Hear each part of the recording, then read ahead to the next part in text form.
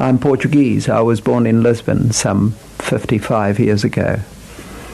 Most of my young life was spent in the Portuguese colonies. When I was about 3 years old, we went out to join my father, who was a doctor, a medical doctor in the Portuguese colonial service in the Gulf of Guinea. And from then on, all through my childhood and youth, we were moving between one colony and another, first in the Gulf of Guinea to São Tomé and Príncipe, and later in Mozambique.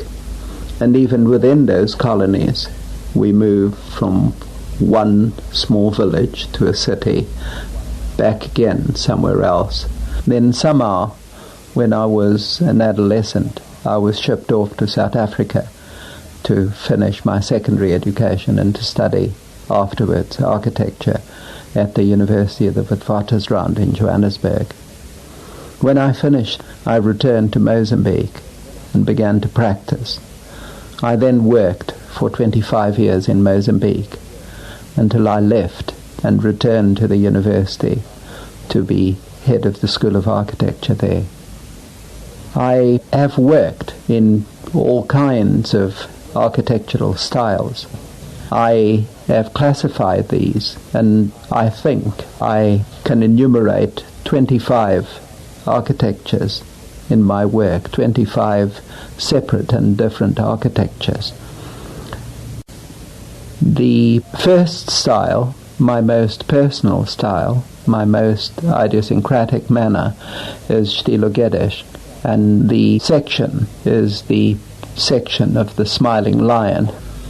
It is a section of a building which I built for myself some 20 years ago, just round the corner from where we lived in Lourenco Marques in Mozambique. But it is no longer an architectural section. It is a section which is habited by various people and by certain buildings which are in this family of buildings, Lourenco Guedes. The ground floor is occupied in the parking area by a naked lady, which I presume is my muse. On the first floor, I lie next to my wife, Dorrie. On the second floor, there are 3 buildings. They are the brothers and sisters of the Smiling Lion, the bakery, which I did for a baker's cooperative in Lourenco Marques, and one building, an art club, the Núcleo de Arte, which I never managed to build. Upstairs, in the roof space, are 3 of my assistants. The American Egyptian style is a style that I evolved some 20 years ago. It was, in a way, influenced through misunderstanding, a falling in love with the architecture of Louis Kahn. The building is the pyramidal kindergarten. One can see all the pyramids clustered together round the main pyramid of the chapel, and also the little pyramid, which was the entrance for the children. The Yes House was an office building and a residence for a factory or a number of factories which are in the various bits of corrugated iron buildings behind. It was the headquarters for a soap factory, for which I did a great deal of drawing. I started off by designing this building for them, and during the construction I ended up by designing their sign, some of their products, their checkbooks, their letterheads, and all sort of such things. The building was very soon altered and transformed. The last time I visited it, some 5 or 6 years ago, it had become a number of little factories. There were factories on the ground floor, there were factories on the first floor, and what had originally been the caretaker's house had become another office building.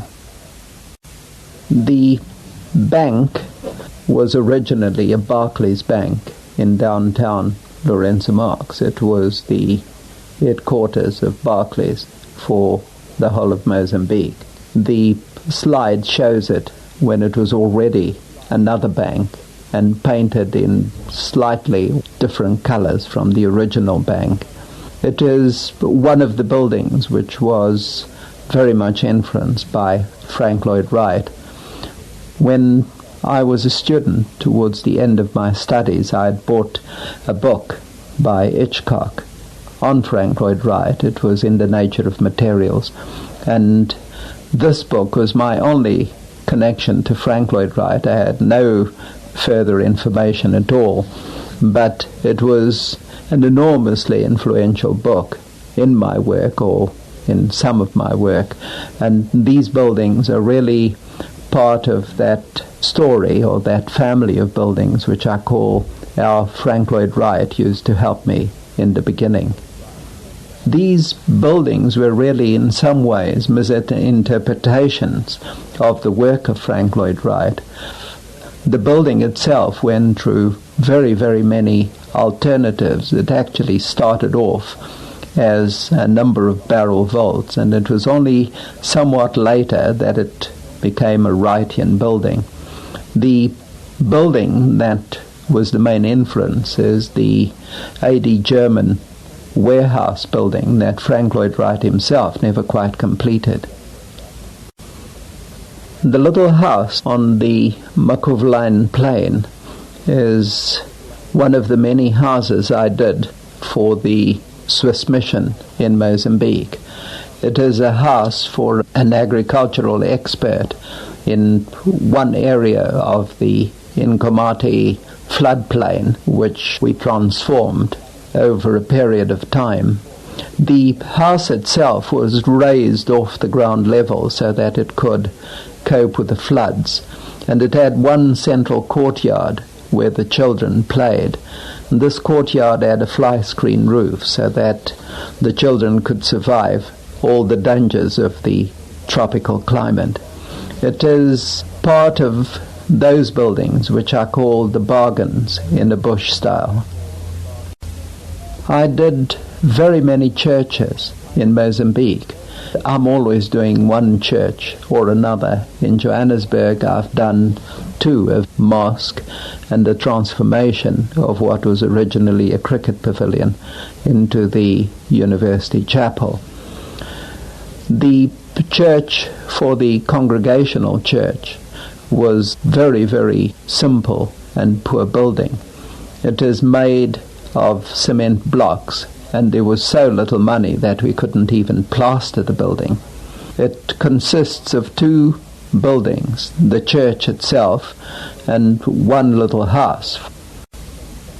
The Anglican Centre at Shamankulu is a very large complex of buildings, and the church of San Cipriano is so embedded in all this that it is sometimes difficult to see where the church is. The complex is marked by crusaders, those large crosses, which are a traditional Portuguese element, a traditional Portuguese urban mark. The interior of San Cipriano is a very monumental space which rises to the height of about 3 or 4 stories within the church. In the view of the interior, one is looking at the choir gallery and looking out onto the courtyard of the building. The building turned round to form a courtyard because it was surrounded by fairly busy main streets, and there would have been too much noise if it faced out onto these streets. And this courtyard made a very quiet and a very wonderful space to be in.